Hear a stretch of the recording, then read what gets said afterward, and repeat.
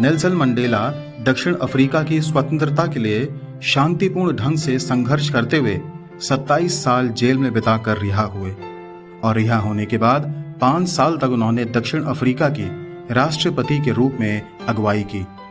राष्ट्रपति नियुक्त होने के बाद एक दिन वे अपने सुरक्षा कर्मियों के साथ शहर का मुआयना करने निकले। कुछ समय के बाद वे अपने सुरक्षा कर्मियों के साथ एक होटल में भोजन करने गए और वे खाने का ऑर्डर देने के बाद खाने का इंतजार कर रहे थे। मंडेला ने अपने एक सुरक्षा कर्मी को बुलाया और उससे कहा कि सामने की टेबल पर जो व्यक्ति बैठा है उसे यहां मेरे पास ले आओ, और वह आदमी मंडेला के पास लाया गया। इतनी देर में सबका खाना आ गया और उस आदमी का भी खाना आ गया और वह मंडेला के साथ अपना भोजन करने लगा। लेकिन खाना खाते समय उसके हाथ कांप रहे थे और वह भयभीत सा दिख रहा था।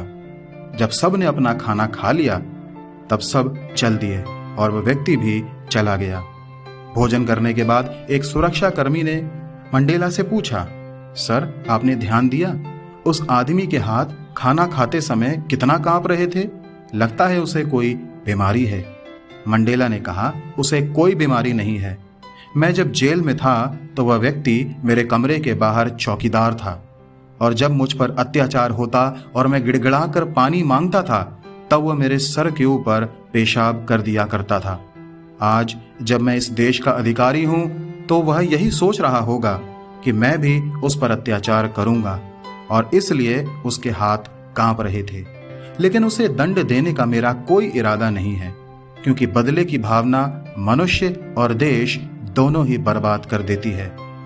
मित्रों, बाइबल भी क्षमा के विषय में कहती है, यदि किसी को किसी पर दोष देने का कोई कारण हो तो एक दूसरे की सह लो और एक दूसरे के अपराध क्षमा करो। जैसे प्रभु ने तुम्हारे अपराध क्षमा किए वैसे ही तुम भी करो।